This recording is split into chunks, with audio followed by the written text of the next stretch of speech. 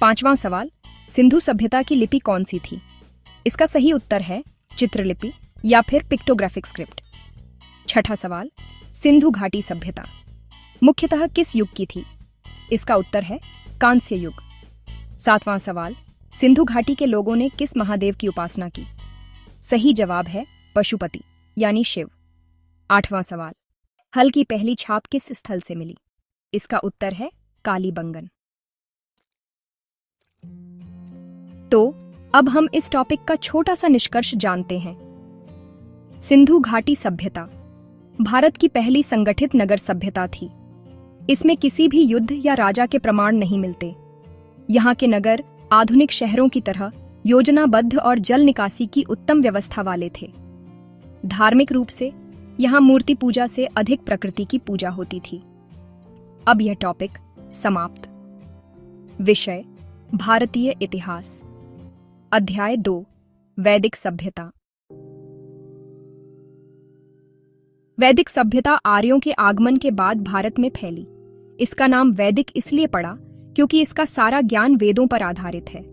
इस सभ्यता का काल लगभग 1500 ईसा पूर्व से 600 ईसा पूर्व तक माना जाता है। यह सभ्यता 2 भागों में विभाजित है। ऋग्वैदिक काल यानी 1500 से 1000 ईसा पूर्व प्रारंभिक वैदिक युग था।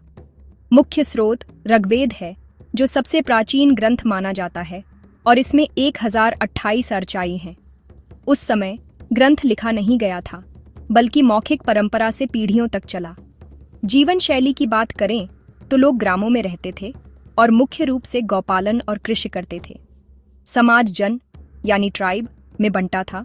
राज्य की कोई अवधारणा नहीं थी। प्रमुख समुदायों में भरत, पुरु, त्रित्सु आदि का नाम आता है। शासन व्यवस्था में राजा चुना जाता था। यह वंशानुगत नहीं थी। सभा और समिति ये 2 प्रमुख संस्थाएं थीं। वैसे सेना की व्यवस्था भी सीमित ही थी।